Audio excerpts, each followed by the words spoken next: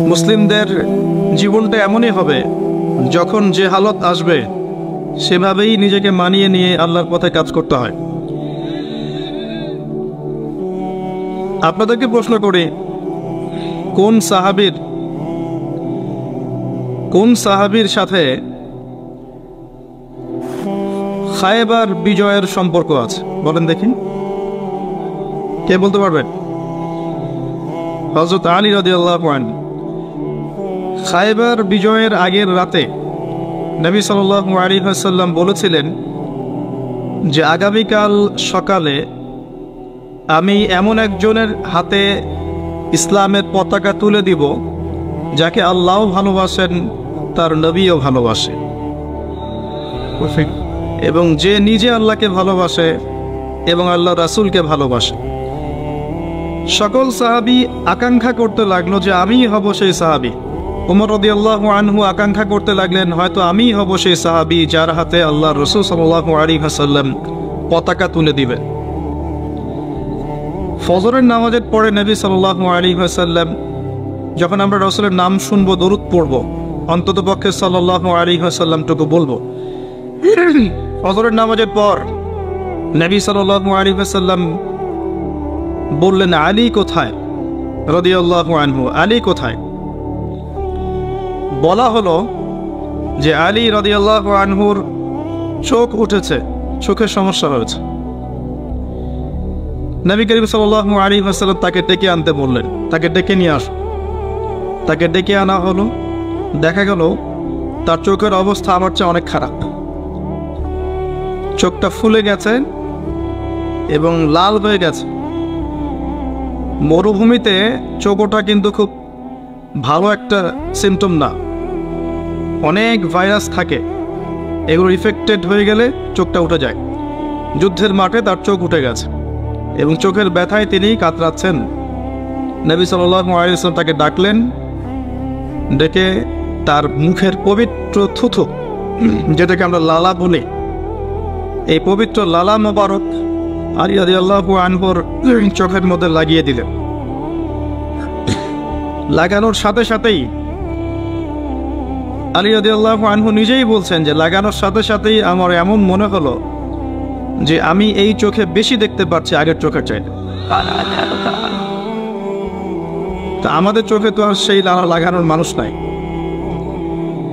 তো আমরা সেই মানুষটার শানে দরুদ পড়তে পারি, আশা করা যে আল্লাহ পাক এই উসিলায় আমাদের চোখটাও ঠিক করে দিতে পারেন। আমরা সবাই একবার দরুদ পড়ি, আল্লাহুম্মা সাল্লি আলা মুহাম্মাদ ওয়া আলা আলি মুহাম্মাদ কামা সাল্লাইতা আলা ইব্রাহিম ওয়া আলা আলি ইব্রাহিম ইন্নাকা হামিদুম মাজিদ। আল্লাহুম্মা বারিক আলা মুহাম্মাদ ওয়া আলা আলি মুহাম্মাদ কামা বারাকতা আলা ইব্রাহিম ওয়া আলা আলি ইব্রাহিম ইন্নাকা হামিদুম মাজিদ। নবী করিম সাল্লাল্লাহু আলাইহি ওয়াসাল্লাম একটা হাদিসের মধ্যে বলেছেন, কেউ যদি রাসূলুল্লাহ সাল্লাল্লাহু আলাইহি ওয়াসাল্লামের উপরে একবার দরুদ শরীফ পড়ে, আল্লাহ রাব্বুল আলামিন তাকে 10 বার রহম করবেন ইনশাআল্লাহ। তার আমলনামা থেকে 10টা পাপকে মিটিয়ে ফেলা হবে এবং তার আমলনামায় 10টা পুণ্য বা নেকি লিখে দেয়া হবে। তার মর্যাদা আল্লাহ পাক 10 গুণ বৃদ্ধি করে দিবেন ইনশাআল্লাহ।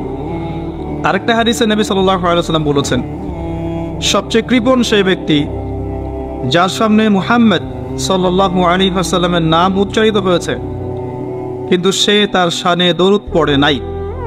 এর চেয়ে কৃপণ কোনো ব্যক্তি পৃথিবীতে নাই। আল্লাহ রাব্বুল আলামিনের স্পেশাল এক শ্রেণীর ফেরেশতা আছেন, মালায়েকা, যারা উম্মতের দরুদগুলোকে কালেক্ট করতে থাকেন। যখনই কেউ দরুদ পড়ে এবং সালাম পেশ করে নবী সাল্লাল্লাহু আলাইহি ওয়াসাল্লামের উপরে, এই স্পেশাল শ্রেণীর ফেরেশতারা এগুলো সংগ্রহ করে নবী সাল্লাল্লাহু আলাইহি ওয়াসাল্লামের কাছে পৌঁছে দেন এবং তিনি জবাব দিয়ে থাকেন, সালামের উত্তর দিয়ে থাকেন। আরেকটা হাদিস আমি বলেছিলাম এই সিজনে, আবারও বলছি, নবী করিম সাল্লাল্লাহু আলাইহি ওয়াসাল্লাম মিম্বরের প্রথম সিঁড়িতে তখন বলছেন আমিন, আবার দ্বিতীয় সিঁড়িতে গিয়ে বলছেন আমিন, তৃতীয় সিঁড়িতে গিয়ে বলছেন আমিন। সাহাবায়ে কেরাম রাদিয়াল্লাহু আনহুম জিজ্ঞাসা করলেন, আপনাকে তো কখনো এমন করতে দেখিনি। সিঁড়িতে উঠে আপনি আমিন বলছেন কেন? নবী করিম সাল্লাল্লাহু আলাইহি সাল্লাম বলছেন, যখন আমি প্রথম সিঁড়িতে আছি তখন জিবরাইল আলাইহিস সালাম এসে আমাকে বললেন, ধ্বংস হোক সেই ব্যক্তি যে তার পিতামাতাকে পেয়েছে বা দুজনের একজনকে পেয়েছে, তাদের খেদমত করে জান্নাত লাভ করতে পারেনি, সে ব্যক্তি ধ্বংস হোক। আমি বলেছি আমিন। আমরা যে যুগে বসে আছি এখন, এই যুগের মধ্যে আপনি দেখবেন দিন দিন এই সমস্যাটা বাড়ছে যে পিতা মাতার সাথে এখন দাস দাসীর মতো আচরণ করা হয়। আর আমরা যারা যুবক আছি তাদের অনেকেই মনে করে যে তারা পিতামাতার বিরুদ্ধে তাদের মত প্রকাশের স্বাধীনতা রাখে, এমনটা তারা মনে করে। অনেক ক্ষেত্রে দেখা যায় যে পিতা বা যে মা কষ্টের পর কষ্ট সহ্য করে তাদেরকে বড় করলো, শেষ বয়সে গিয়ে সেই পিতামাতাকেই এই সন্তান বৃদ্ধাশ্রমে পাঠিয়ে দিচ্ছে। আবার এখানে কিছু কিছু ক্ষেত্রে পিতা মাতাদেরও কিছু দোষ আছে, তারাও সন্তানদেরকে সঠিক আদর্শে বড় করতে পারেন নাই।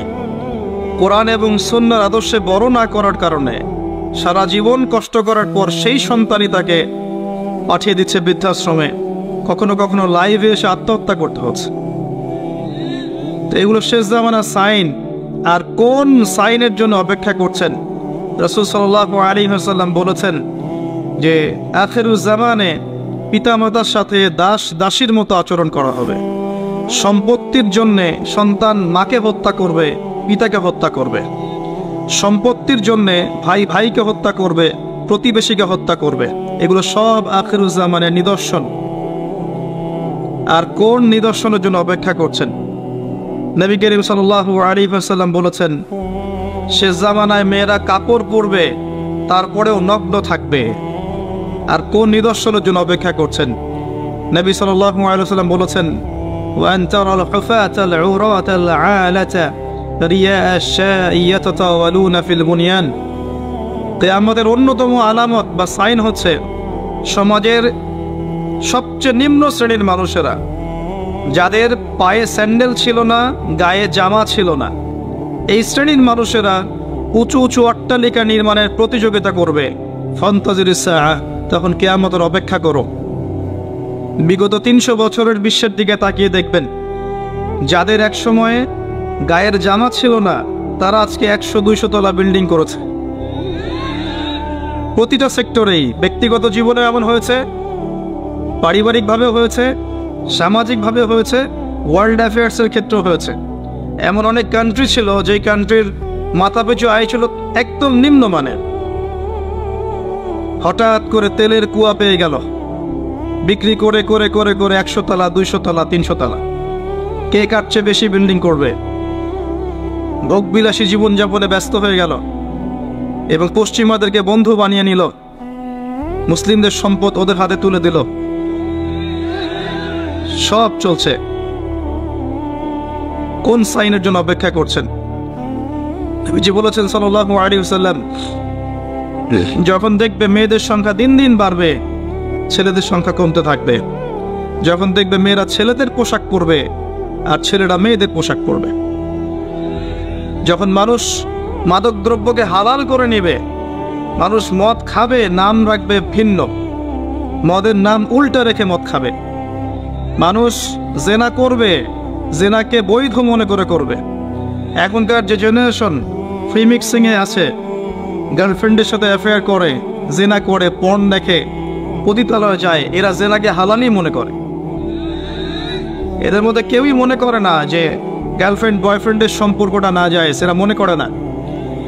এদেরকে শেখানো হয়েছে এটা পবিত্র প্রেম, এদেরকে শেখানো হয়েছে এটা পবিত্র প্রেমের সম্পর্ক। এবং বিভিন্ন মুভিজ দেখে দেখে, গান শুনে শুনে, পর্ন দেখে দেখে, পশ্চিমা সংস্কৃতি এবং অপসংস্কৃতি দেখে দেখে এদের মাইন্ডসেট এমন হয়ে গেছে, এরা এটাকে হালাল মনে করছে। আজকের টাটকা নিউজ হচ্ছে যে বিগত ৮ দিনে এদেশের মাটিতে ৪১টা শিশুকে ধর্ষণ করা হয়েছে। আমি অনেক দিন আগে বলেছিলাম, যখন ফ্রি মিক্সিং বাড়বে, নারী পুরুষের এই অবাধ মেলামেশা বাড়বে, তখন ধর্ষণ ডে বাই ডে বাড়তে থাকবে। জেনা ডে বাই ডে বাড়তে থাকবে, এবং যত বেশি মেয়েরা বেপর্দায় বাইরে ঘুরবে এবং পুরুষের পোশাক পরে ঘুরবে এবং এমন পোশাক পরে ঘুরবে যেই পোশাক পরেও তারা নগ্ন, তত বেশি ধর্ষণ বাড়বে, আর জেনা বাড়বে, পরকীয়া বাড়বে, ব্যভিচার বাড়বে। এগুলো যখন বাড়তে বাড়তে এমন একটা পর্যায়ে যাবে যে মানুষ মেয়েদের দিক থেকে আকর্ষণ হারিয়ে ফেলবে, তখন ছেলে ছেলের সাথে জেনা করবে। এটা এখনকার নতুন সমস্যা, পুরো বিশ্ব জুড়ে এই সমস্যা চলছে, ইনক্লুডিং আমাদের কান্ট্রিতে এই সমস্যা চলছে। সমকামীরা এখন অধিকার খুঁজছে, তাদের সংগঠন আছে, তারা অধিকারের আন্দোলন করতে চেষ্টা করছে, এবং বিশ্বের মিডিয়াগুলো বোঝাচ্ছে মানুষকে যে এটা হচ্ছে মানুষের ব্যক্তি স্বাধীনতা, বাক স্বাধীনতা। একজন মানুষ চাইলেই একটা ছেলেকেও বিয়ে করতে পারে, চাইলে মেয়েকেও বিয়ে করতে পারে। বলে নাউযুবিল্লাহ। এদের পরিণতি কি হবে সেটাও শুনে রাখেন। একটা সম্প্রদায় ছিল বিশ্বের বুকে, ইতিহাস কোরআনে আছে, ইতিহাস হিস্ট্রি ডিপার্টমেন্টে নাই। প্রকৃত ইতিহাস আর কোরআনে আছে, যেই ইতিহাস 100% সত্য, এখানে মিথ্যার লেশ মাত্র নাই। কোরআনের পাতায় পাতায় বিচরণ করেন, একটা সম্প্রদায় পাবেন, কওমে লূত আলাইহিস সালামের কওম, সাদুম গোত্র, সাদুম। এখনকার জর্ডান, এই জর্ডানের পাশে একটা সাগর আছে, ডেড সি বা মৃত সাগর। এই সাগরের পাশে এদের কলোনি ছিল। এখানে আল্লাহ রাব্বুল আলামিন লূত আলাইহিস সালামকে নবী হিসেবে পাঠান। লূত আলাইহিস সালাম তাদেরকে দাওয়াত দেন, তাদেরকে বোঝান, তোমরা এমন একটা পাপ করছো যেই পাপ বিশ্বে কখনো কেউ করে নাই। তোমরা মহিলাদের সঙ্গ বাদ দিয়ে ছেলেদের কাছে যাচ্ছ। তিনি এত বড় মনের নবী ছিলেন, যিনি এমনভাবে বলেছেন যে যদি তোমাদের বিয়ে করতে হয়, প্রয়োজনে আমার মেয়েদেরকে বিয়ে করে নাও। হ্যাঁ, তোমাদের যদি বিয়ে করতে চাও আমার মেয়েকে বিয়ে করে নাও, তাও পাপ কাজে যেও না। কত বড় মনের নবী হলে কথা বলতে পারেন। উম্মাকে বোঝাচ্ছেন তোমরা সমকামিতায় যেও না, পবিত্র সম্পর্কে থাকো, প্রয়োজনে আমার মেয়েকে বিয়ে করো। চিন্তা করতে পারেন। তার কাছে জিবরাইল আলাইহিস সালাম এবং মিকাইল আলাইহিস সালামকে পাঠানো হলো শিশু, মানে যুবক, ইয়াং যুবকের বেশে, এবং তার কম বাসায় এসেছে। এসে জিবরাইল এবং মিকাইল আলাইহিস সালামকে অফার করছে। কথা কি বুঝতে পারছেন? লূত আলাইহিস সালাম বলছেন, মেহমানদের সামনে আমাকে ছোট করো না, মেহমানদের সামনে আমাকে অপমান করো না, অপদস্থ করো না। তখন এই কম বলছে, লূত তুমি খুব ভালো করেই জানো আমরা কি উদ্দেশ্যে এখানে এসেছি। তখন লূত আলাইহিস সালাম বলছেন, আলাইসা মিনকুম রাজুলুন রশীদ, তোমাদের মধ্যে কি একটা ভালো মানুষ আর বাকি নাই? এরপরে আল্লাহ রাব্বুল আলামিন জিবরাইল এবং মিকাইল আলাইহিস সালামের মাধ্যমে এই পুরো কওমটাকে, জমিনটাকে মাটি থেকে তুলে আকাশে নিয়ে গিয়ে, মহাকাশে নিয়ে গিয়ে পাথর বর্ষণ করে সবগুলোকে থেতলা করে একদম উল্টাই দিলেন জর্ডানের উপরে। ওই জায়গাটা একটা সাগর হয়ে গেছে এখন, তার নাম ডেড সি, মৃত সাগর। যেই সাগরে আপনি ডুববেন না, আপনি লাফ দিলে ওই সাগরে ডুববেন না। ওখানে কোনো প্রাণী জন্ম নেয় না, কোনো প্রাণের অস্তিত্ব নেই সেখানে। এমনভাবে আল্লাহ জায়গাটাকে অভিশপ্ত করে দিলেন। এই হচ্ছে কওমে লূতের শাস্তি। আখিরুজ্জামানেও যেই দেশ বা যেই সমাজ বা যেই ব্যক্তি যে পরিবারের কাজগুলোতে সম্পৃক্ত থাকবে সমকামিতায়, তাদের সেম পরিণত হবে, এটা দেখে নিয়ে, এর কোনো ডাউট নাই, এটা হবেই। আর শেষ জামানায় যারা সুদের মধ্য দিয়ে আল্লাহ এবং তার রাসূলের সাথে যুদ্ধ করছে, তাদেরও একই পরিণত হবে। এটা সময়ের অপেক্ষা মাত্র। এখন আপনি আর কোন সাইনের জন্য অপেক্ষা করছেন? যখন সমকামিতা দিন দিন বাড়তে থাকবে, এর সাথে আরেকটা সমস্যা বাড়বে, সেটা হচ্ছে চাইল্ড অ্যাবিউজিং বা শিশুদেরকে ধর্ষণ করা। ডে বাই ডে বিগত 8 দিনে এখানেই 42 জন শিশুকে ধর্ষণ করা হয়েছে, রিপোর্ট, সেকুলার মিডিয়া রিপোর্ট। আমাদের মেয়ে সন্তানদেরকে কার কোলে তুলে দিচ্ছেন? আপনার বাচ্চা সেফ না। কি পরিমাণ মানসিকতা নিচু হয়ে গেছে আমাদের, খেয়াল করে দেখেন। বিয়েকে কঠিন করে দেওয়া হয়েছে, জেনাকে উন্মুক্ত করে দেওয়া হয়েছে, ফ্রি মিক্সিংটাকে উন্মুক্ত করে দেওয়া হয়েছে। এবং এটাকে আমরা দুটো হাদিস না বললে আমানতের হক আদায় হবে না। নবী সাল্লাল্লাহু আলাইহি ওয়াসাল্লাম বলেছেন, ইউফ্রেটিস নদী অচিরেই তার সোনা বের করে দিবে। কোথায় ইউফ্রেটিস নদী? কোথায়? ইরাক। ফোরাত ইউফ্রেটিস অচিরেই তার সোনা বের করে দিবে। আজ পর্যন্ত কি দিয়েছে? তার মানে এটা সামনে, নাকি এটা নিয়ে আর বলার দরকার নাই? কিছু মানুষের বক্তব্য এমন, এগুলো হাদিসের পাতা আছে, থাক, এগুলো নিয়ে পড়াশোনা করার দরকার নেই। তাহলে এগুলো কি করব? ধুবর পানি খাবো? পানিতে ভিজাবর পানি খাবো? ইউফ্রেটিস তার স্বর্ণের পাহাড় বের করে দিবে। নবী সাল্লাল্লাহু আলাইহি ওয়াসাল্লাম বলছেন, এই সোনাকে কেন্দ্র করে 80টা দেশ একত্রে যুদ্ধ লিপ্ত হবে। কতটা দেশ?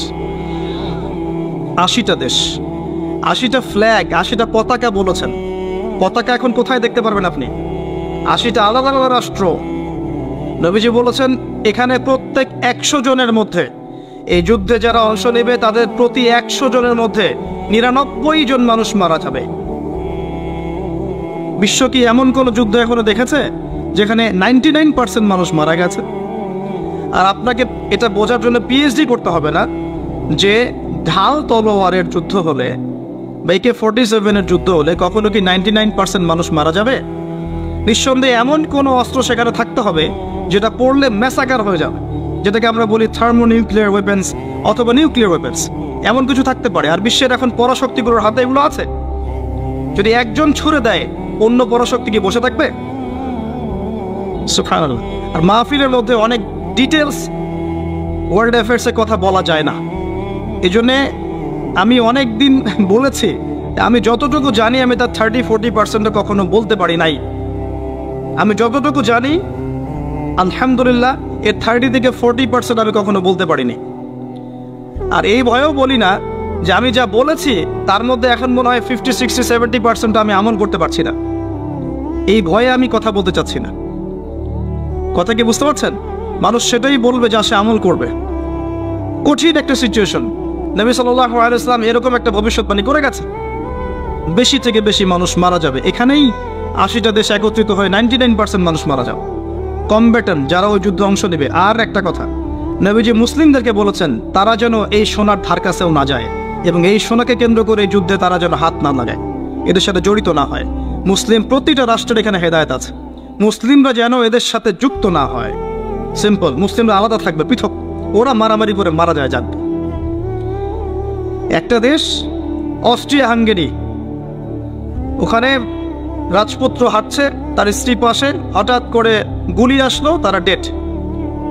এখন অস্ট্রিয়া হাঙ্গেরি 14 দিন সময় দিয়েছে, হত্যাকারীকে খুঁজে বের করতে হবে, না পারলে পাশের রাষ্ট্রকে আক্রমণ করব।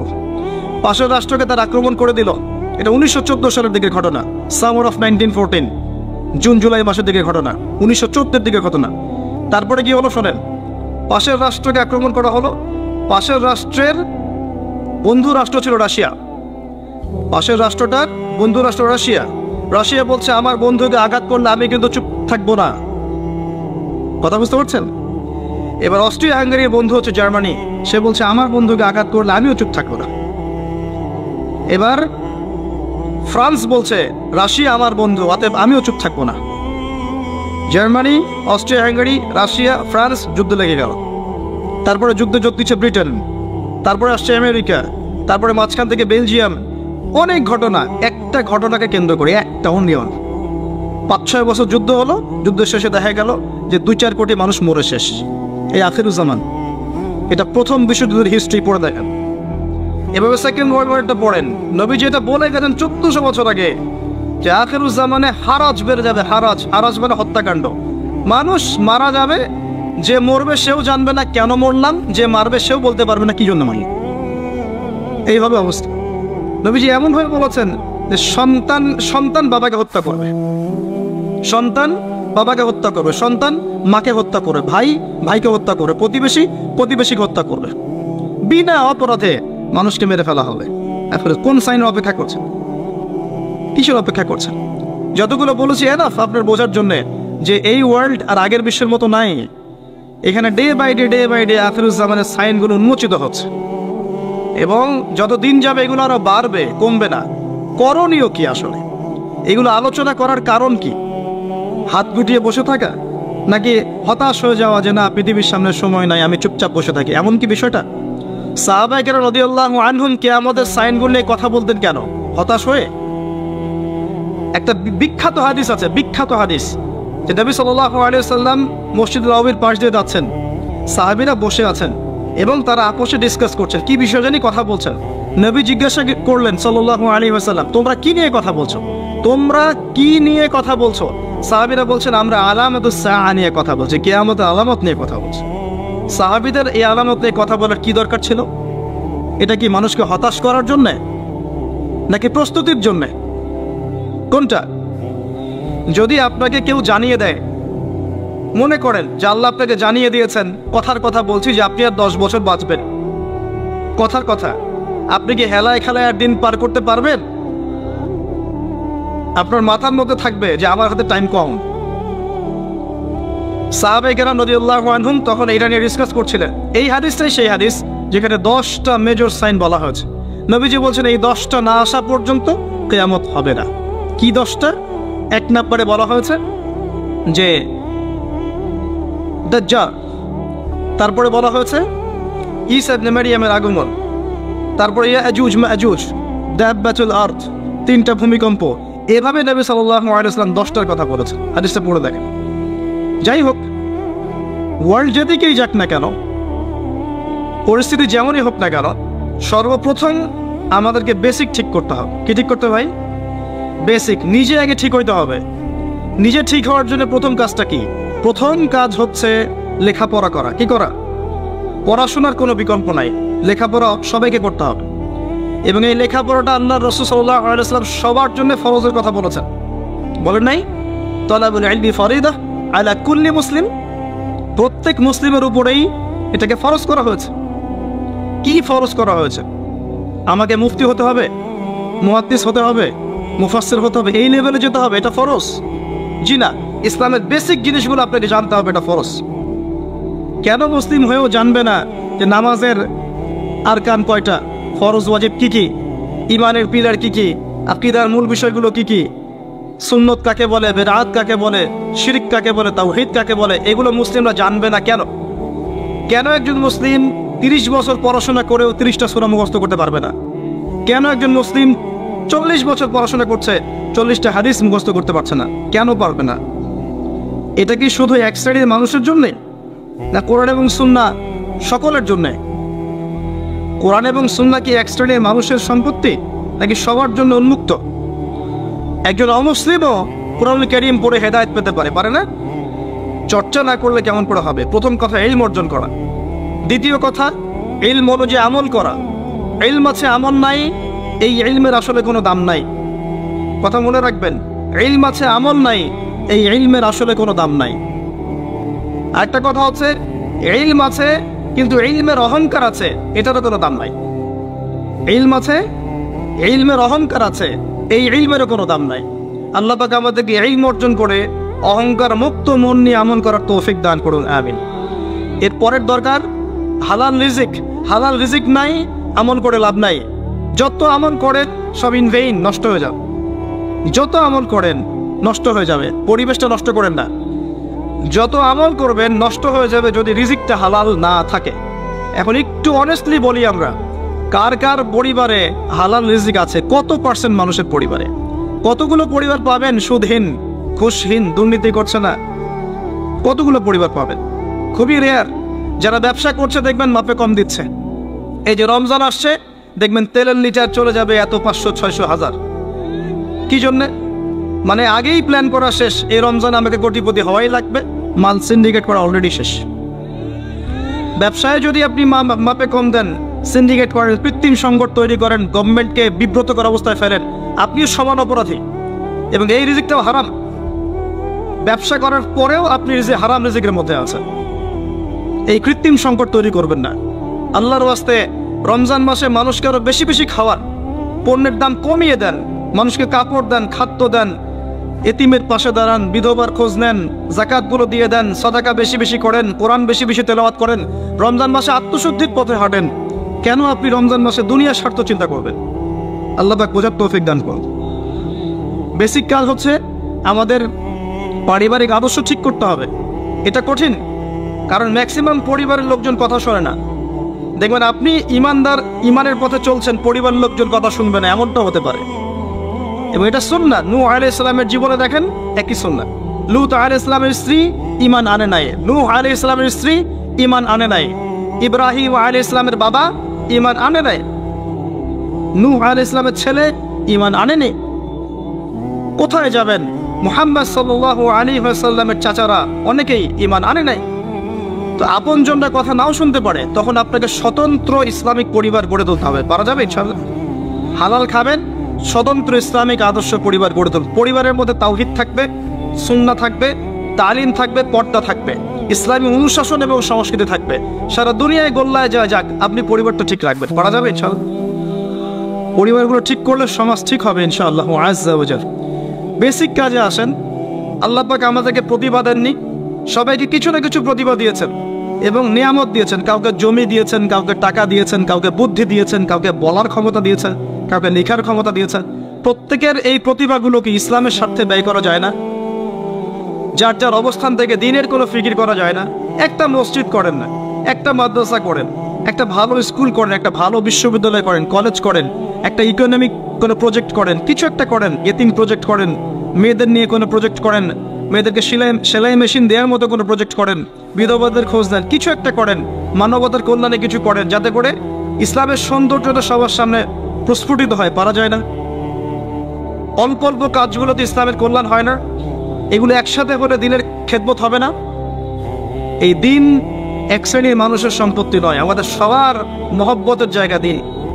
আমরা যদি সবাই সবার জায়গা থেকে কাজ করি, ইনশাআল্লাহ দেখবেন দেশ এগিয়ে যাবে, জাতি আগাবে, গভর্নমেন্টের জন্য ভালো, উম্মার জন্য ভালো, সবার জন্য ভালো হবে ইনশাআল্লাহ তাআলা। বাহ্যিক চোখ দিয়ে আপনি সব কিছুকে দেখলে মনে হবে যে বিশ্ব এগিয়ে যাচ্ছে, কিন্তু ভিতর দিয়ে দেখলে, আল্লাহর নূর দিয়ে দেখলে বুঝতে পারবেন বিশ্ব আগাচ্ছে ঠিকই, কিন্তু তার ধ্বংসের দিকে আগাচ্ছে।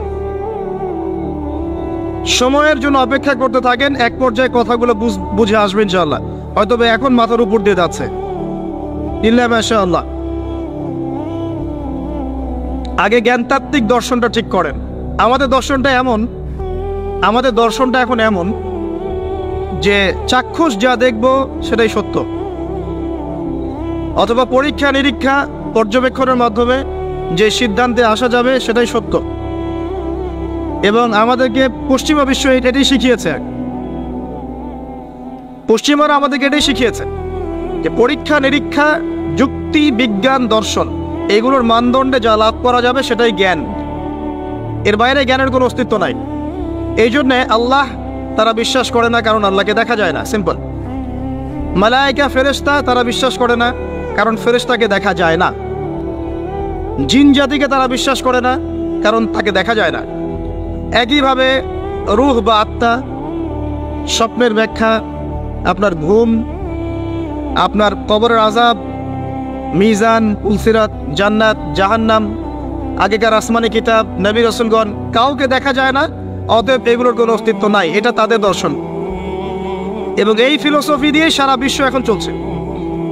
লান নুমিনা লাকা হাত্তা নারাল্লাহা জাহরা, যেমনটা বনু ইসরাইল বলেছিল, সূরা বাকারার দিকে আছে প্রথম দিকে, হে মূসা আমরা তোমার কথায় বিশ্বাস করব না যতক্ষণ না আল্লাহকে চাক্ষুষ দেখছি। কিন্তু Islamic philosophy different. Islamic philosophy হচ্ছে এমন, ওয়াকুলিল হাক্কু মির রাব্বিকুম, হক বা জ্ঞান, সত্য তোমার রবের পক্ষ থেকে আসে। ফালা তাকুনান্না মিনাল মুমতারিন, তুমি সন্দেহবাদীদের অন্তর্ভুক্ত হও না। সূরা কাফির 29 নম্বর আয়াতে আল্লাহ পাক আরো বলেছেন, ওয়াকুলিল হাক্কু মির রাব্বিকুম ফামান শাআ ফালইউমিন ওয়া মান শাআ ফালইয়াকফুর। হক আল্লাহর পক্ষ থেকে আসে, জ্ঞান আল্লাহর পক্ষ থেকে আসে, সত্য মিথ্যার মানদণ্ড আল্লাহর পক্ষ থেকে আসে, ন্যায় অন্যায়ের মানদণ্ড আল্লাহর পক্ষ থেকে আসে, মানুষের মস্তিষ্ক থেকে বের হয় না। আর আল্লাহর পক্ষ থেকে যা আসে তাকে যুক্তি, বিজ্ঞান, দর্শন এগুলো দিয়ে প্রমাণ করা যাবেই, এটা জরুরি না। এমন অনেক বিষয় হতে পারে আল্লাহর পক্ষ থেকে আসতে পারে যেটাকে আপনি যুক্তি, বিজ্ঞান, দর্শন দিয়ে প্রমাণ করতে পারবেন না, কারণ এগুলোর সীমাবদ্ধতা আছে, আল্লাহর জ্ঞানের কোনো সীমাবদ্ধতা নাই। আমার কথা কি বোঝা যায়? কথাগুলো হয়তো ইয়াংরা বুঝতে পারবেন। আর আমি জানি লেকচার যত আগাবে মুরব্বীরা তত উঠে চলে যাবে, আমি এটা ফিল করেছি আর কি। কিন্তু আমি এটা বিশ্বাস করি আগামী দিনের ইসলামের ধারক এবং বাহক হবেন যুবকরা ইনশাআল্লাহ, এবং যুবতীরাও, এবং আমাদের পরবর্তী জেনারেশন যারা আমাদের ছেলে বা মেয়েরা আসছে তারা আমাদেরকে দ্বারা যদি খেদমত না হয়, কাজ না হয়, এবং আমরা যদি দায়িত্ব পালন করতে না পারি, আল্লাহ পাকের একটা সুন্নাহ আছে, সেটা হলো সূরা মুহাম্মাদের শেষের দিকে আছে, ইয়াস্তাবদিল কওমান গায়রাকুম, আল্লাহ পাক অন্য কওমকে তোমাদের জায়গায় নিয়ে আসবেন, তোমাদেরকে সরিয়ে দিবেন। আমার মতো অপদার্থকে দিয়ে যদি কাজ না হয়, আল্লাহ পাক আমাদেরকে সরিয়ে দিবেন, দিয়ে অন্য বড় বড় স্কলার তৈরি করবেন ইনশাআল্লাহ। আল্লাহ পাকের সুন্নাহ আছে কিছু, ইন তানসুরুল্লাহ ইয়ানসুরকুম, তোমরা যদি আল্লাহকে সাহায্য করো, আল্লাহর দ্বীনকে সাহায্য করো, তবেই আল্লাহর সাহায্য আসবে, অন্যথায় আসবে না। আল্লাহ পাকের সুন্নাহ, আল্লাহর সুন্নাহ এগুলা। নাসুল্লাহ ফানাসিয়াহুম, মানুষ যদি আল্লাহকে ভুলে যায়, আল্লাহ তাদেরকে ভুলে যাবে, এগুলো আল্লাহর সুন্নাহ। ইন্নাল্লাহা লা ইউগাইয়িরু মা বিকওমিন হাত্তা ইউগাইয়িরু মা বিআনফুসিহিম, আল্লাহ পাক কোনো কওমের অবস্থা ততক্ষণ পরিবর্তন করেন না যতক্ষণ তারা তাদের অবস্থা পরিবর্তনের চেষ্টা করে না। এগুলো আল্লাহর সুন্নাহ। তাই আমাদেরকে দিয়ে যদি কাজ না হয়, খেদমত না হয়, উম্মার যদি কোনো কল্যাণ না থাকে, আল্লাহ পাক আমাদের সবাইকে সরিয়ে দিবেন ইনশাআল্লাহ, এবং নতুন কওমকে নিয়ে আসবেন। এমন হতে পারে অমুসলিমদেরকে আল্লাহ পাক ইসলামের সৌন্দর্য দেখিয়ে, ইসলাম কবুল করিয়ে এইসব জায়গায় নিয়ে আসবেন, তারা দিনের খেদমত করবে ইনশাআল্লাহ। কারণ আমরা আগাছা, নিজেকে দিয়েই বুঝতে পারছি, মানুষের দিকে চোখ তোলার, আঙ্গুল তোলার দরকার নাই, নিজেকে দিয়েই বুঝতে পারছি আমরা সবাই আগাছা। আল্লাহ পাক সূরা আরাফের 179 নম্বর আয়াতে বলেছেন, ওয়ালাকাদ যারানা লিজাহান্নামা কাসীরাম মিনাল জিন্নি ওয়াল ইনস, প্রচুর জিন আর মানুষকে দিয়ে আমি জাহান্নাম পূর্ণ করব। খুশি হচ্ছেন? প্রচুর জিন আর মানুষকে দিয়ে আমি জাহান্নাম পূর্ণ করব। কি অপরাধ ছিল? লাহুম কুলুবুন লা ইয়াফকাহুনা বিহা, কলব দিয়েছিলাম, উপলব্ধি করত না। ওয়ালাহুম আযানুন লা ইয়াসমাউনা বিহা, কান দিয়েছিলাম, শুনতো না। ওয়ালাহুম আ'য়ুনুন লা ইউবসিরুনা বিহা, চোখ দিয়েছিলাম, দেখতো না। উলাইকা কাল আনআম, উলাইকা কাল আনআম, উলাইকা কাল আনআম, এরা হচ্ছে গবাদি পশুর মতো। দে আর জাস্ট লাইক ক্যাটলস, গবাদি পশুর মতো। বাল হুম আদাল, বরং তার চাইতেও এরা নিকৃষ্ট। ওয়া উলাইকা হুমুল গাফিলুন, এরা হচ্ছে গাফিল সম্প্রদায়। নিজেকে এমনই মনে হয়, হৃদয় দিয়েছেন আল্লাহ পাক, হয়তো বুঝতে পারছি না। আল্লাহ পাক কান দিয়েছেন, শুনি না। চোখ দিয়েছেন আল্লাহ পাক, দেখি না। কোন চোখ? বাইরের চোখ তো আবু জেহেলেরও ছিল না? তা আবু জেহেল দেখতে পারলো না কেন? সত্য কোনটা? তার কোন চোখ অন্ধ ছিল? হৃদয়ের চোখ। আলী রাদিয়াল্লাহু আনহু আর আবু জেহেল, দুইজনকে আপনি চোখের ডাক্তারের কাছে পাঠান, চোখ টেস্ট করান, দেখবেন দুজনের বাইরের চোখ মাশাআল্লাহ 6 পারফেক্ট চোখ। এখন আবু জেহেলের কোন চোখটা অন্ধ, যে কারণে সে আলী রাদিয়াল্লাহু আনহুর মতো সত্যকে চিনতে পারলো না? উত্তর দেন। হৃদয়ের চোখ। আল্লাহ পাক এই চোখের কথা বলেছেন, ওয়ালাহুম আ'য়ুনুন লা ইউবসিরুনা বিহা, চোখ দিয়েছিলাম, দেখে নাই। তারা গবাদি পশুর মতো, বরং তার চাইতেও নিকৃষ্ট। 5 বার আজানের ডাক হচ্ছে, হাইয়া আলাস সালাহ, এক ওয়াক্ত নামাজ জামাতের সাথে পড়বে না, আপনি কি একে গবাদি পশুর চেয়ে বেশি মনে করেন? নিসাব পরিমাণ সম্পদ হচ্ছে বছরের পর বছর, একদিনও যাকাত দেয় নাই, আপনি কি তাকে পশুর চেয়ে বেশি মনে করেন? সুযোগ পেলেই সুদ খাবে, ঘুষ খাবে, দুর্নীতি করবে, জিনা করবে, ব্যভিচার করবে, আপনি কি তাকে মনে করেন সে পশুর চেয়ে বেটার?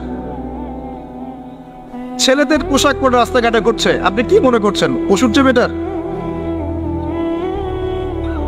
জুয়া, ক্যাসিনো, মাদকের মধ্যে ডুবে আছে টিকটক প্রজন্ম, টিকটক প্যারালাইজ প্রজন্ম, অপদার্থ, জানোয়ারের মতো, এবং একই সাথে বুদ্ধিবৃত্তিকভাবে প্রতিবন্ধী। এই প্রজন্মকে দিয়ে আপনি আশা করছেন ইসলামের পতাকা নিয়ে তারা সামনে যাবে? এরা কি জন্তু জানোয়ার চেয়ে বেটার? জীবনের কোনো উদ্দেশ্যও নাই। এই যে বাবা মা পড়াশোনা করাচ্ছে, টাকা খরচ করছে, লক্ষ লক্ষ কোটি কোটি টাকা, ওর জীবনে কোনো উদ্দেশ্যই নাই। 20 বছর 25 বছর পড়াশোনা করার পরে 25টা কোরআনের আয়াত সে বলতে পারে না। এটা তো অনেক দূরের কথা, ইভেন ওযুর ফরজ কয়টা তাও বলতে পারবে। কি আশা করছেন? ধর্মতাত্ত্বিকভাবে আমরা যারা আছি দেখবেন সত্য লিপিবদ্ধ আছে কোরআন এবং হাদিসে, তারপরেও স্বীকার করবে না। সে নিজেই হক, বাকি সব বাতিল। উম্মাকে টুকরা টুকরা করতে করতে এখন ৭৩,০০০ দলে ভাগ করে ফেলেছে। একটা ব্যক্তি যখন হেদায়েত প্রাপ্ত হয়ে ইসলামের দিকে আসতে চাইবে, সে কনফিউজড, আমি যাবো কোথায়? সবাই তো আমাকে ডাকছে হ্যামিলনের বাসিওয়ালার মতো, আসো আমার কাছে, আসো তোমার জান্নাত দরকার, আমার কাছে আসো, জান্নাতের সার্টিফিকেট নিয়ে যাও, জান্নাতের লিজ লাগলে নিয়ে যাও। অ্যাটিটিউড এরকম।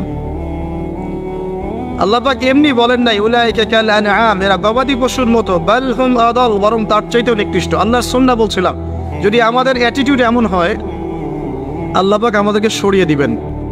আল্লাহ পাকের কিচ্ছু যায় আসে না। এর বাইরে ম্যাক্সিমাম মানুষকে দেখবেন বস্তুবাদী, শুধু পেটের চিন্তা। একটা বাড়ি, একটা গাড়ি, একটা জমি জমা, একটা চাকরি, একটা স্ট্যাটাস, আমি 3 বেলা কিভাবে খাবো, আমার পরিবার কিভাবে সিকিউর থাকবে, দ্যাটস অল। এটাই আমার লাইফের উদ্দেশ্য। কি দাড়িওয়ালার কি দাড়ি ছাড়া, সবারই। হ্যাঁ, আমরা যারা ইসলামের রিপ্রেজেন্টেটিভ সেজে বসে আছি, এইসব চেয়ারে বসছি, এদের মধ্যে অনেক মানুষ আছে, তাদের উদ্দেশ্য দুনিয়া। এবং আমি এটা আরো ভালো বুঝতে পেরেছি এই মাহফিল করতে এসে। তার আগে আমার এগুলো বোঝা ছিল না। এরপরে বুঝতে পেরেছি যে মানুষ আসলে দুনিয়ার নেশা এত সহজে ছাড়তে পারে না। তো কাদের হাতে আপনি ইসলামের বিজয় যাচ্ছেন? আল্লাহু আ'লাম। আমাদের দ্বারা যদি না হয়, আল্লাহ পাক সরিয়ে দিবেন। কেমন করে সরাবেন? হয়তো করোনা দিয়ে সরাবেন, মহামারী দিয়ে সরাবেন, আরো বড় কোনো ভাইরাস দিয়ে সরাতে পারেন, পারমাণবিক যুদ্ধ দিয়ে সরাতে পারেন। আল্লাহ পাক সরিয়ে দিবেন। আল্লাহ পাকের কোনো প্রয়োজন নাই গবাদি পশু। আমি বলি আপনাকে যে এখানে যে আল্লাহ পাক বলেছেন বেশিরভাগ মানুষকে জাহান্নামের জন্য সৃষ্টি করেছি, তাদের সংখ্যাটা আল্লাহ পাক বলেছে সহিহ বুখারীর মধ্যে 4 বার। আল্লাহ পাক বলছেন আদম আলাইহিস সালামকে ডাকা হবে কিয়ামতের মাঠে, তাকে বলা হবে তোমার সন্তানদের মধ্য থেকে জাহান্নামীদেরকে আলাদা করে দাও।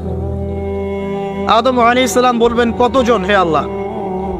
আল্লাহ রাব্বুল আলামিন তাকে জানাবেন প্রত্যেক হাজারে, listen to me very carefully, প্রত্যেক হাজারে 999 জনকে জাহান্নামের জন্য আলাদা করে দাও। নাউযুবিল্লাহ।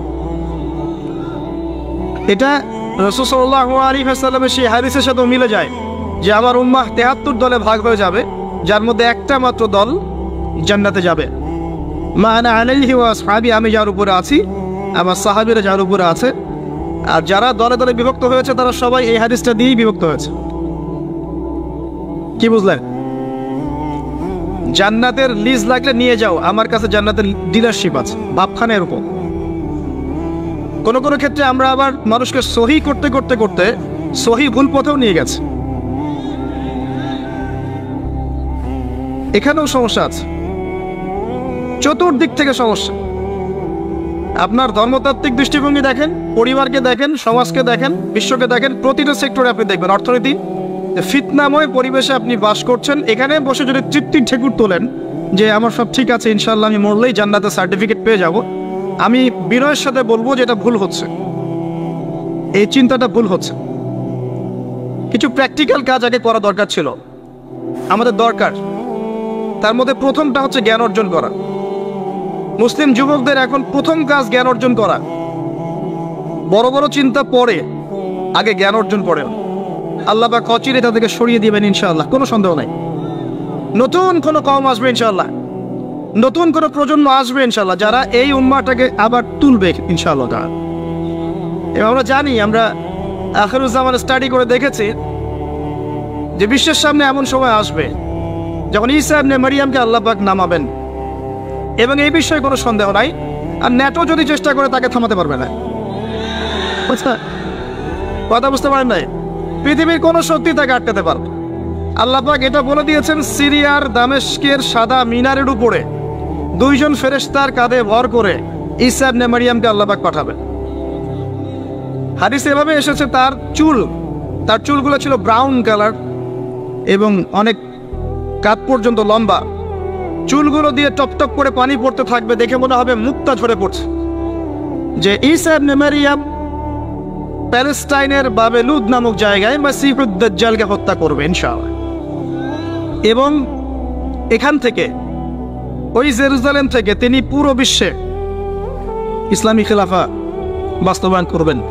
বিশ্ব এই অবস্থা থাকবে না, 1/3 মানুষই থাকবে না, ডেড। এবং কে জানে আগামী 10 বছর মধ্যে নাও থাকতে পারে, আল্লাহু আলাম। যা শুরু হয়েছে বিশ্বে, আল্লাহ পাক এমন কলুশন লাগিয়ে দিবে যে পুরো ওই জায়গাটা ধসে যাবে। পৃথিবীর 3টা বড় বড় ভূমিকম্প বাকি আছে এখনো, তার মধ্যে একটা হবে পশ্চিমা বিশ্বে, আর একটা অবশ্য পূর্ব দিকে যেখানে আমরাও থাকি, আর একটা হচ্ছে আমাদের ইসরায়েল পুরো জায়গা ক্যাপচার করে ফেলবে অচিরেই ইনশাআল্লাহ তাআলা, নাকের ডগায় বসেই। এবং মুসলিমরা মেনেও নিবে সেগুলা, তার সাথে বন্ধুত্ব করে ফেলবে এবং সে ডমিনেট করবে পুরো আরব বিশ্বকে। চ্যালেঞ্জ করলাম, দেখে নিন ইনশাআল্লাহ তাআলা। ওই আব্বাসীয় খেলাফতের সময় যখন মঙ্গোলিয়ানরা আক্রমণ করেছিল বাগদাদকে, এই জায়গাটা ভালো করে বোঝেন। যখন মঙ্গোলিয়ানরা আক্রমণ করেছে বাগদাদকে, তখনও কিছু মানুষ বসে বসে ঝগড়া করছিল, বাহাস করছিল যে কাকড়া খাওয়া হালাল না হারাম। আমার কথা বুঝতে পারেন? কাকড়া খাওয়া হালাল না হারাম এটা নিয়ে বাহাস করছিল। অলরেডি মঙ্গোলিয়ানরা হামলা করে দিয়েছে। পুরো বৈশ্বিক প্রেক্ষাপটে আমরা এখন সেটাই করছি। পুরো বিশ্বের প্রেক্ষাপটে মুসলিমদের যে অবস্থা, এখন আমরা অভ্যন্তরীণভাবে এটাই করছি। কে হাত কোথায় বাঁধবেন, কে কোথায় পায়ে পা লাগাবেন কি লাগাবেন না, আস্তে আমিন বলবেন না জোরে বলবেন, তারাবির নামাজ সামনে তো একটা বাস আসবে, 20 পড়বেন না 8 পড়বেন, ঈদের নামাজ কত তাকবীরে পড়বেন ইত্যাদি। যে মাসআলাগুলোকে নিয়ে সাহাবায়ে কেরামের যুগ থেকে শুরু করে ইখতিলাফ চলে আসছে, এগুলো নিয়ে আমরা কিয়ামত পর্যন্ত ইখতিলাফ করতেই থাকবো। বলেন ঠিক, তাই না? এটাই করছি আমরা। এবং সারা বিশ্বের প্রেক্ষাপটে আমাদেরকে আজকে চতুর্দিক থেকে গলার মধ্যে রশি পেঁচিয়ে টান দেয়া হয়ে গেছে, খালি ফাঁসির কাস্টে ঝোলা বাকি এখন আমাদের। উদাহরণটা এভাবে দিতে পারি আমি, যারা বোঝার তারা বুঝবেন ইনশাআল্লাহ। সমুদ্রের ধারে দাঁড়িয়েছেন কখনো? অনেকে দাঁড়িয়েছেন, ওখানে কিছু চোরাবালি থাকে, আছে চোরাবালি আছে। এই চোরাবালিতে কেউ যদি ডুবে যায়, দেখা যায় যে আস্তে আস্তে তার হাঁটু, তারপরে তার কোমর, তারপর বুক আস্তে আস্তে ডুবতে থাকে। আমাদের অবস্থাটা এখন এমন হয়েছে যে প্রথমে আমাদের উম্মাহ, এই দেহটা একটা চোরাবালিতে পড়েছিল, পরে তার প্রথমত টাকনু পর্যন্ত ডুবেছে। সে হাত পা ছোড়াছড়ি করছে, আমাকে বাঁচাও, আমাকে উঠাও। চারপাশে উম্মার অনুসারী মানুষরা ছিলেন, তারা বলছে নড়াচড়া করবেন না, নড়াচড়া করবেন না, নড়াচড়া করলে আরো ডুবে যাবেন, ওইভাবে থাকেন। উম্মাহ বেচারা এভাবেই ছিল। তারপর আস্তে আস্তে আস্তে আস্তে তার হাঁটু পর্যন্ত ডুবে গেল। সে অস্থির হয়ে ছটফট করছে, আমাকে বের করো, আমাকে বের করো, আমি ডুবে যাচ্ছি। আশপাশের মানুষ বলছে রিল্যাক্স, নড়াচড়া করবেন না, নড়াচড়া করলে আপনি ডুবে যাবেন। এভাবে আস্তে আস্তে কোমর, আস্তে আস্তে বুক, এখন গলা পর্যন্ত ডুবে গেছে। এখনো উম্মাহ চিৎকার করছে, আমাকে বের করো, আমাকে বের করো, আমি ডুবে যাচ্ছি। আশপাশের মুসলিমরা বলছে নড়াচড়া করতে যায় না, নড়াচড়া করতে যায় না, ওইটাও ডুবে যাও। কে টেনে তুলবে একে এখন? যারা আশপাশে আছে এই দুরবস্থায় এবং এই দায়িত্ব পালন করে নাই, আল্লাহ পাক অচিরে তাদেরকে সরিয়ে দিবেন ইনশাআল্লাহ, কোনো সন্দেহ নাই। নতুন কোনো কওম আসবে ইনশাআল্লাহ, নতুন কোনো প্রজন্ম আসবে ইনশাআল্লাহ, যারা এই উম্মাহটাকে আবার তুলবে ইনশাআল্লাহ তাআলা। এবং আমরা জানি, আমরা আখিরুজ্জামান স্টাডি করে দেখেছি যে বিশ্বের সামনে এমন সময় আসবে যখন ঈসা ইবনে মারইয়ামকে আল্লাহ পাক নামাবেন, এবং এই বিষয়ে কোনো সন্দেহ নাই। আর ন্যাটো যদি চেষ্টা করে তাকে থামাতে পারবে না। কথা বুঝতে পারেন নাই? পৃথিবীর কোনো শক্তি তাকে আটকাতে পারবে। আল্লাহ পাক এটা বলে দিয়েছেন, সিরিয়ার দামেস্কের সাদা মিনারের উপরে 2 জন ফেরেশতার কাঁধে ভর করে ঈসা ইবনে মারইয়ামকে আল্লাহ পাক পাঠাবেন। হাদিসে এভাবে এসেছে, তার চুলগুলো ছিল ব্রাউন কালার এবং অনেক কাঁধ পর্যন্ত লম্বা। চুলগুলো দিয়ে টপ টপ করে পানি পড়তে থাকবে, দেখে মনে হবে মুক্তা ঝরে পড়ছে। এত স্পেসিফিকলি কোন কিতাবে বলা থাকতে পারে, কোন রিলিজিয়নের মধ্যে থাকতে পারে ইসলাম ছাড়া? ইসলামই তো সেই রিলিজন যেখানে আপনি হায়েস্ট রিফার্সের মাসআলা পাবেন, পররাষ্ট্রনীতিও পাবেন। অন্য কোথাও আছে? ঈসা ইবনে মারইয়ামের চুল দিয়ে টপ টপ করে পানি পড়তে থাকবে, এটা পর্যন্ত বলা আছে। এবং আল্লাহ পাক বলেছেন, তার রাসূলের মাধ্যমে জানিয়েছেন সাল্লাল্লাহু আলাইহি ওয়াসাল্লাম, যে ঈসা ইবনে মারইয়াম প্যালেস্টাইনের বাবেলুদ নামক জায়গায় মাসীহুদ দাজ্জালকে হত্যা করবে ইনশাআল্লাহ। এবং এখান থেকে, ওই জেরুজালেম থেকে তিনি পুরো বিশ্বে ইসলামী খেলাফা বাস্তবায়ন করবেন। এটা কত বছর পর? এটা ননসেন্স প্রশ্ন। এটা কত বছর পর? এই প্রশ্নটা হচ্ছে এমন প্রশ্ন যে আদম আলাইহিস সালাম আর হাওয়া আলাইহিস সালাম যে গাছের ফল খেয়েছিলেন ওই গাছের নাম কি? এই প্রশ্ন যেমন ভিত্তিহীন, ননসেন্স প্রশ্ন, এরকমই ননসেন্স প্রশ্ন হচ্ছে কত বছর পর এটা হবে। এটা দিয়ে আপনার কি দরকার? কত বছর পর হবে এ দিয়ে আপনি কি করবেন? আমি কি করব? কারণ আমরা তো অপদার্থ, আগাছা, আমাদের সাথে এগুলো সাথে কি? আমাদের তো বেসিকই ঠিক নাই। ঈসা ইবনে মারইয়াম এর হাতে আল্লাহ রাব্বুল আলামিন 40 বছর পৃথিবীর খেলাফা রাখবেন ইনশাআল্লাহ তাআলা। তখনকার যে প্রজন্মটা থাকবে, এই প্রজন্ম ইনশাআল্লাহ ওই চোরাবালিতে ডুবে যাওয়া উম্মাহকে টেনে বের করবে ইনশাআল্লাহ আযজা ওয়া জাল। এখন সময়ের অপেক্ষা করে বসে থাকার জন্য আপনাকে পাঠানো হয়নি, আমাকে পাঠানো হয়নি। আল্লাহ পাক কিছু দায়িত্ব দিয়েছেন। প্রথমটা বলছিলাম, আপনাকে জ্ঞান অর্জন করতে হবে, এবং জ্ঞান অর্জনের প্রথম ধাপ হচ্ছে আল কোরআন। যে সেক্টরেই পড়াশোনা করেন, তারপরে আপনি আসবেন আরবি ভাষা সাহিত্যে, এরপরে আসবেন তাফসিরে, অনুবাদে, এরপরে হাদিসের কিতাবগুলো পড়বেন। এবং লাভ দিয়ে কঠিন হাদিস পড়তে যাবেন না, রিকোয়েস্ট। আগে লাভ দিয়ে খপ করে সহিহ বুখারী ধরতে যাবেন না, আপনি বিভ্রান্ত হয়ে যাবেন। আই রিপিট, লাভ দিয়ে খপ করে সহিহ বুখারী ধরতে যাবেন না, আপনি বিভ্রান্ত হয়ে যাবেন। বলতে পারেন যে বেদাতি কথা বলছি কিনা, এটা ফকিহদের কথা, যারা ফুকাহায়ে কেরাম তাদের কথা। কারণ লাভ দিয়ে কেউ MBA পড়তে পারে না, লাভ দিয়ে কেউ মেডিকেল সায়েন্সের বই পড়তে পারে না, এক লাফে কেউ এই যে ডক্টরেট করতে পারে না, পারে? তাকে ধাপে ধাপে উঠতে হয়, আপনাকে ধাপে ধাপে উঠতে হবে। হাদিসে আরবাইন দিয়ে শুরু করেন। এই যে মাদ্রাসায় কওমি নিসাবে যারা পড়েছেন সবাই জানেন এই বিষয়গুলো। ফয়জুল কালাম দিয়ে শুরু করেন, ক্লাসিক্যাল বই, বুলুগুল মারাম মিন আদিল্লাতিল আহকাম, এগুলো দিয়ে আগান। মিশকাতুল মাসাবিহ দিয়ে আগান। মিশকাত পড়তেই তো দাঁত ভেঙে যায়, এত সহজ মনে করেছে? 2-4 পাতা হাদিস পড়ে নিজেকে মুফতি মনে করবেন না। ক্লাসিক্যাল বইগুলো অনেক কঠিন, এবং যারা আলেম ওলামা হয়েছেন এমনি এমনি হন নাই, সুদীর্ঘ পথ পাড়ি দিয়ে আলেম হয়েছেন। যখন আপনি কম জানবেন তখন মনে হবে যে আমি অনেক জানি, যখন বেশি জানবেন মনে হবে কিচ্ছু জানি না।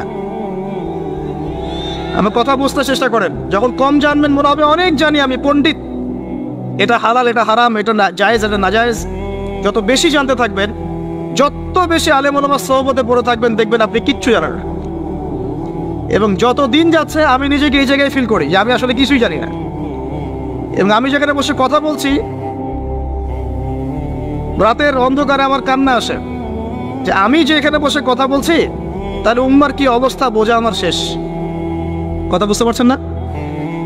এখানে বসা উচিত ছিল এমন মানুষের যাদের হাতে ইসলামের বিজয় হবে। সেখানে আমার মতো নগণ্য মানুষ বসে আছে, আর তার সাথে একটা ছবি তোলার জন্য মানুষ হুমড়ি খেয়ে পড়ছে। আর চিন্তা করেন বাস্তবতা কি জিনিস। আল্লাহ পাক আমাদেরকে বুঝ দান করুন।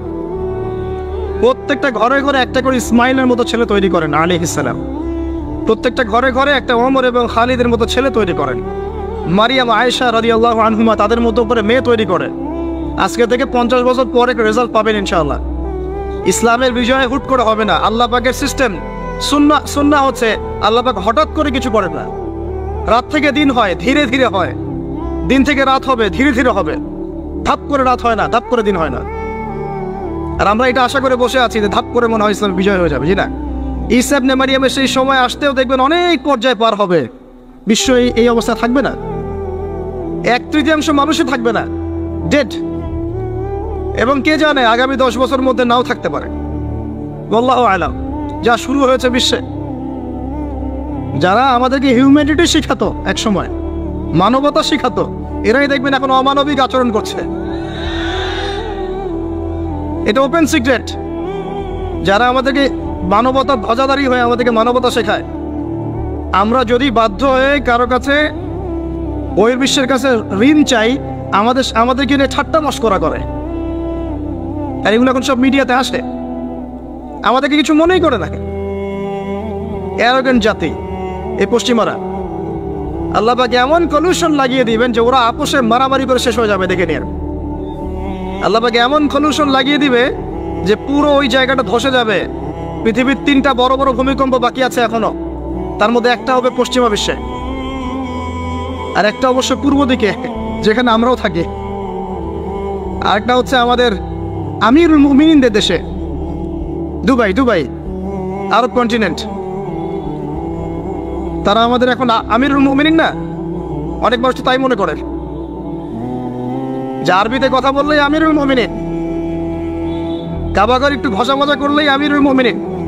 সুবহানাল্লাহ, আপনি এক চোখ দিয়ে দেখেছেন, আপনার ভিতরে চোখ অন্ধ। ইসরায়েল পুরো জায়গা ক্যাপচার করে ফেলবে অচিরেই ইনশাআল্লাহ তাআলা, নাকের ডগায় বসেই, এবং মুসলিমরা মেনেও নিবে সেগুলা, তার সাথে বন্ধুত্ব করে ফেলবে এবং সে ডমিনেট করবে পুরো আরব বিশ্বকে। চ্যালেঞ্জ করলাম, দেখে নিন ইনশাআল্লাহ তাআলা।